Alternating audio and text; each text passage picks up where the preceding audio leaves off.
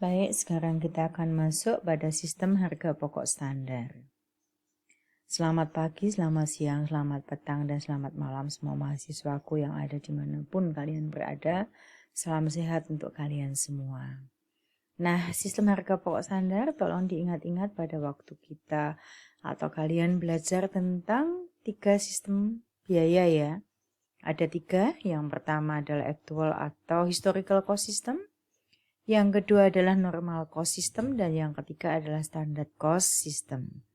Nah, standard cost system ini adalah sistem biaya yang paling baik ya. Tetapi dengan catatan ya, paling baiknya itu nanti seperti apa. Kita akan lihat terlebih dahulu apa yang dimaksud dengan harga pokok standar ya. Biaya standar itu atau harga pokok standar itu sendiri adalah biaya yang seharusnya terjadi. Ya, kalau yang seharusnya terjadi berarti ini yang dianggap benar, ya. Dan ini sudah ditentukan terlebih dahulu sebelum perusahaan melakukan proses produksi. Tujuannya untuk apa biaya standar? Tujuan atau manfaatnya ada 5.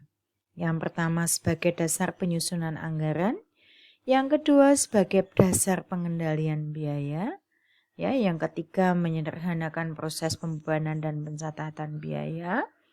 Yang keempat, dasar penilaian persediaan. Dan yang kelima, sebagai dasar untuk menentukan harga jual dan nilai kontrak. Nah, kalau perusahaan akan menentukan harga pokok standar, yang harus dipahami terlebih dahulu adalah bahwa penentuan standar ini tidak boleh terlalu tinggi, tetapi juga tidak boleh terlalu rendah. Kalau standarnya disusun terlalu tinggi, karyawan akan frustasi. Sebaliknya kalau standarnya terlalu rendah, karyawan juga tidak akan termotivasi. Ya, jadi ingat bahwa standar ini semacam norma yang berlaku di masyarakat. Jadi kalau yang sesungguhnya atau aktual terjadi itu tidak sesuai dengan standar, maka dianggap sudah terjadi penyimpangan. Ya, standar yang terlalu tinggi atau terlalu rendah, misalnya standar kelulusanmu dari sebuah mata kuliah. Coba kalau misalnya standar kelulusan harus nilai A. Tinggi kan itu? Nah, pasti mahasiswa banyak yang frustasi. Tapi kalau misalnya nilai D aja udah lulus, nah kamu menjadi tidak termotivasi. Begitu ya? Nah, bagaimana kalau perusahaan akan menentukan standar? Karena kita bicara settingnya adalah perusahaan pemanufakturan, maka biaya yang akan kita tentukan standarnya adalah biaya produksi. Kita mulai dari biaya bahan. Ya, biaya bahan baku standar, semua biaya produksi ya, semua komponen biaya produksi standar itu pasti punya 2 komponen. Yang pertama adalah harga standar, yang kedua adalah kuantitas standar. Siapa yang menentukan harga standar di dalam perusahaan? Dan siapa yang menentukan kuantitas standar? Tentu saja adalah bagian yang paling menguasai atau yang paling punya kompetensi untuk menentukan standar. Standar ini tidak boleh disusun secara asal-asalan. Ya, harus dilakukan melalui penelitian, melalui kajian ilmiah. Demikian juga dengan harga standar bahan dan kuantitas standar bahan. Kalian bisa membaca di handout saya ya. Bagian manakah yang bertanggung jawab menentukan harga standar dan bagian manakah yang bertanggung jawab menentukan kuantitas standar. Karena kalau standarnya salah, standarnya keliru, ya tentu saja manfaat biaya standar yang tadi ada beberapa tadi tidak akan tercapai. Ya. Nah, kemudian untuk penentuan standar bahan. Ya. Harga standar ini nanti di akhir periode akan dibandingkan dengan harga sesungguhnya. Demikian juga kuantitas standar akan dibandingkan dengan kuantitas sesungguhnya. Apabila terjadi perbedaan, maka akan muncul yang namanya selisih. Kalau ada perbedaan harga, ada selisih harga bahan. Kalau ada perbedaan kuantitas, akan ada selisih kuantitas bahan. Ya, kita lihat. Ini rumus untuk menghitung selisih. Apabila sesungguhnya lebih besar daripada standar, maka selisih bersifat tidak menguntungkan.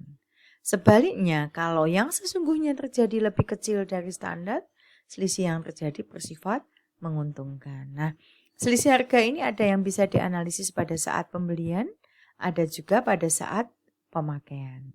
Ya, ini ya pemakaian. Oke, kita lihat contoh ya. Misalnya untuk membuat satu buah produk perlu 2 kg bahan dengan harga Rp750. Ini standarnya.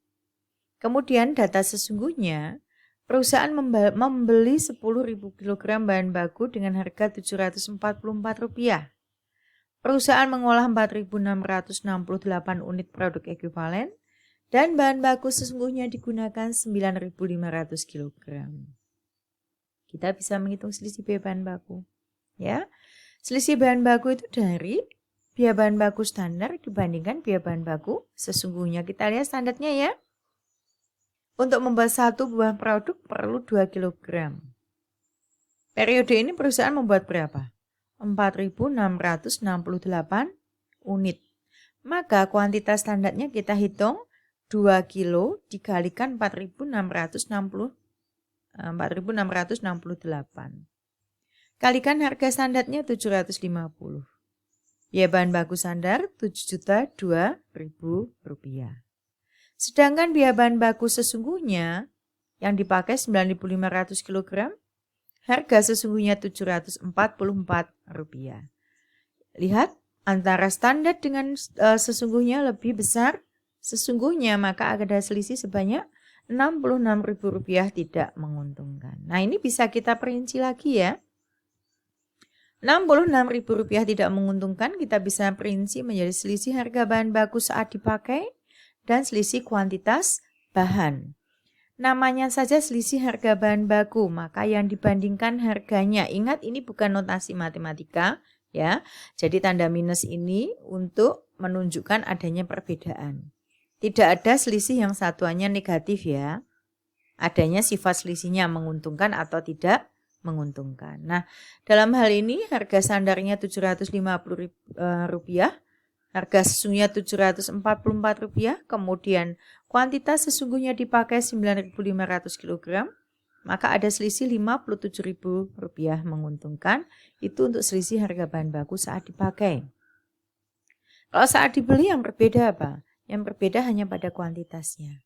Ya, kalau saat pembelian kuantitas yang dikalikan adalah kuantitas pembelian.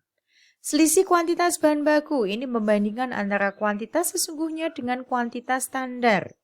Ingat kuantitas standar tadi 4.668 unit dikalikan 2 kilo. Dikalikannya dengan harga standar. Nah, kuantitas standarnya lebih rendah dibanding kuantitas sesungguhnya. Seharusnya untuk menghasilkan 4.668 unit produk, bahan yang diperlukan adalah 9.336 kg. Ya, seharusnya, tetapi perusahaan menggunakan 9.500, maka ada selisih 123.000 tidak menguntungkan. Lanjut ya. Sekarang untuk BTKL. Nah, BTKL standar juga ada dua komponen, upah standar dan jam standar. Biasanya untuk upah standar ini jarang terjadi selisih. Kenapa? Karena upah standar biasanya mengikuti upah minimum provinsi atau upah minimum regional. Ya, sedangkan jam standar ini untuk menghitung berapa waktu yang diperlukan untuk menyelesaikan sebuah pekerjaan. Menentukan jam standar tidak mudah karena kita harus memperhatikan faktor psikis ya, tingkat kelelahan karyawan, kemudian demografi karyawannya juga harus kita lihat. Lebih banyak yang senior atau junior, lebih banyak karyawan yang sudah berpengalaman ataukah belum berpengalaman. Ini akan menentukan besaran jam standar. Nah, selisihnya pun bisa kita uraikan menjadi selisih tarif atau selisih upah dan selisih efisiensi. Ya, kita lihat lebih lanjut. Selisih tarif ini membandingkan tarif sesungguhnya dengan tarif standar, kalikan jam sesungguhnya. Selisih efisiensi kita lihat jamnya, ya, jam sesungguhnya dibandingkan jam standar kalikan tarif standar. Sebagai contoh ini ya, misalnya untuk BTKL-nya per satu unit produk perlu waktu sepertiga jam dengan tarif Rp120, ini standarnya. Kemudian sesungguhnya ada 4.512 unit produk ekuivalen, jam kerjanya 1.632 dan upah sesungguhnya Rp125 per jam. Kita bisa menghitung tarifnya ya. Maaf, menghitung selisihnya maksud saya. Nah, PTKL sesungguhnya berapa? Jam sesungguhnya kita kali tarif sesungguhnya. PTKL standar? Jam standar, jangan lupa ya, jam standar sepertiga itu kan untuk 1 unit. Kalau produknya ada 4.512 ya kita kalikan dengan 4.512 kali Rp120. Ada selisih sebesar 23.520 yang bersifat tidak menguntungkan. Bisa kita perinci menjadi selisih tarif dan selisih efisiensi. Ya. Nah, selisih tarif namanya aja selisih tarif yang dibandingkan tarifnya. Kalikan jam sesungguhnya. Sedangkan selisih efisiensi yang dibandingkan apa? Jamnya. Kita kalikan dengan upah standar. Ya, dalam selisih efisiensi maupun selisih tarif, sesungguhnya lebih besar semua ya dibandingkan standar, sehingga selisihnya bersifat tidak menguntungkan. Ya, nah. Kalau sudah yang selisih BOP sekarang. Selisih BOP ini nanti Bu Ina akan membahas hanya yang analisis 2 selisih ya. Yaitu ada selisih terkendali dan selisih volume. Ya, ini juga punya 2 komponen ya BOP standar ya. Punya tarif standar yaitu tarif tetap dan variabel dan punya kapasitas atau jam standar. Nah, sebetulnya analisisnya bisa ada 3 selisih, ada 4 selisih ya, tapi kita bahas yang 2 selisih. Ada selisih terkendali dan ada selisih volume. Bagaimana menentukan sifat selisihnya juga sudah saya tuliskan di sini. Ya, baik, bagaimana cara menganalisisnya. Ini yang metode 3 selisih dan 4 selisih ya. Ini dibaca saja bahwa ternyata untuk BOP ada 3 selisih dan 4 selisih. Yang mau saya jelaskan di sini adalah yang 2 selisih. Misalnya sebagai contoh ya, bisa kalian lihat di sini. BOP sesungguhnya Rp244.220. Kemudian BOP standar kita peroleh dari produk yang dihasilkan 4.512 unit ya, untuk jam standarnya sepertiga. Kita kalikan tarif upah standarnya, tarif BOP standarnya 150. Sehingga ada selisih BOP Rp18.620 tidak menguntungkan. Kenapa? Karena BOP sesungguhnya lebih besar daripada BOP standar. Ya. Nah, kalau kita analisis lagi menjadi selisih terkendali dan selisih volume, maka selisih terkendali itu membandingkan BOP sesungguhnya dengan anggaran BOP fleksibel pada kapasitas standar. Anggaran BOP fleksibel pada kapasitas standar kita peroleh dari kapasitas normal dikalikan tarif tetap standar ditambah kapasitas standar kalikan tarif variabel standar. Ya, itu anggaran fleksibel pada kapasitas standar. Nah, ini selisih volume, anggaran fleksibel pada kapasitas standar ya, itu kita bandingkan dengan BOP standar. BOP standar itu dari kapasitas standar dikalikan tarif total standar. Ya, jadi hati-hati ini. Selisihnya ternyata sama-sama tidak menguntungkan ya. Totalnya Rp18.620 tidak menguntungkan. Hati-hati dengan selisih BOP ya. Rumusnya agak sedikit kompleks, tetapi uniknya apa yang sudah kita hitung di analisis selisih sebelumnya akan kita pakai di selisih berikutnya. Ya, baik, itu untuk analisis selisih biaya produksi. Untuk berikutnya nanti Bu Indah akan menjelaskan tentang selisih komposisi. Ya, kita akan lanjut nanti yang berikutnya. Terima kasih.